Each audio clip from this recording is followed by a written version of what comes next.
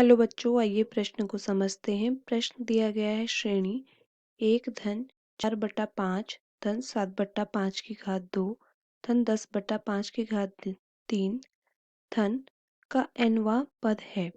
तो बच्चों, इस श्रेणी का हमें nवां पद ज्ञात करना होगा कि क्या है। तो बच्चों, इस प्रश्न में जो मुख्य अवधारणा का प्रयोग होगा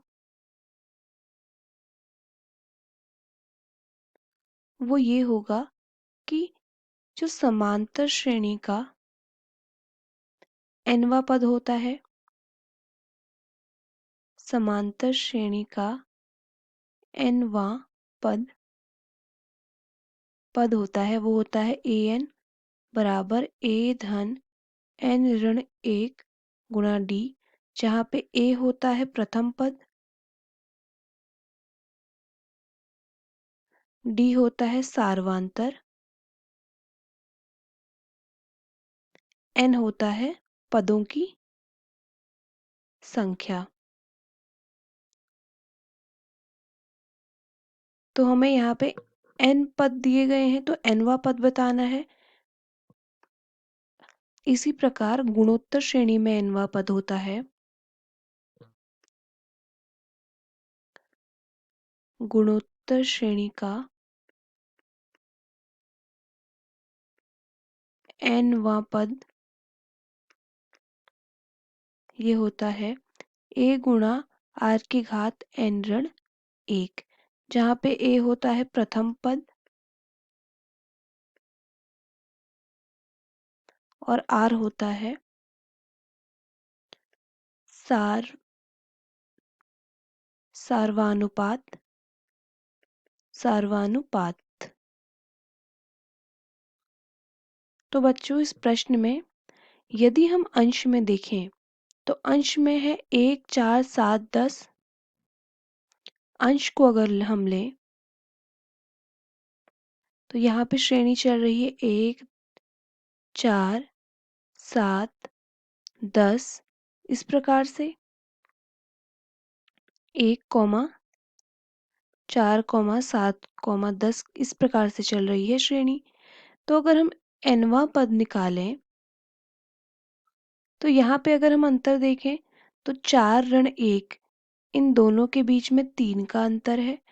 फिर जब 4 में 3 जोड़ेंगे तो 7 मिलेगा, 7 में 3 जोड़ेंगे तो 10 मिलेगा। तो यहाँ पे सार्वांतर है 3 का। तो an आ जाएगा a पहला पद धन nवां पद निकालना है तो n ऋण 1 गुणा 3।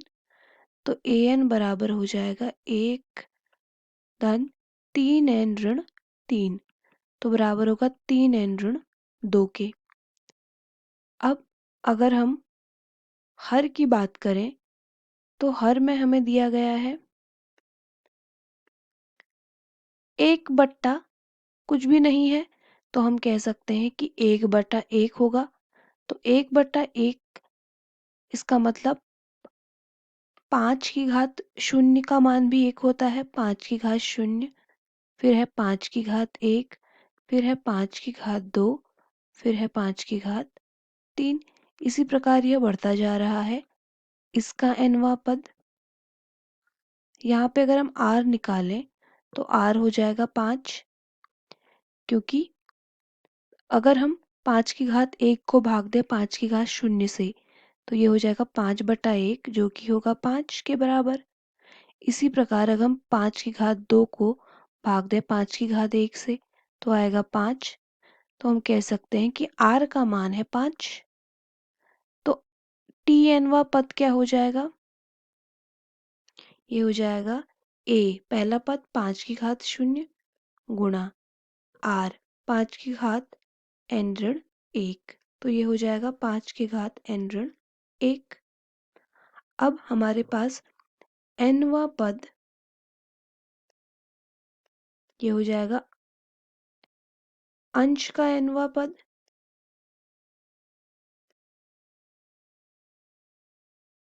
बट्टा हर का nवां पद।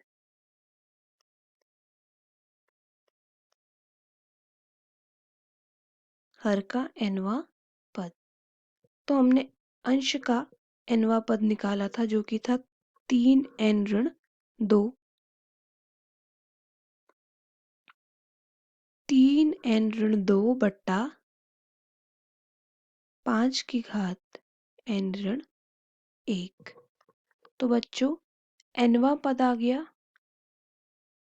nवां पद आ गया 3n ऋण 2 बट्टा 5 की घात n ऋण 1। अगर हम विकल्प में देखें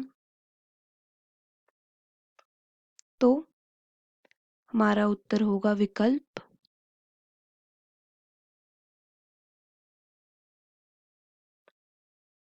सी। तो बच्चों इस प्रश्न का उत्तर होगा विकल्प सी। आशा करते हैं आपको प्रश्न समझ आया होगा। धन्यवाद।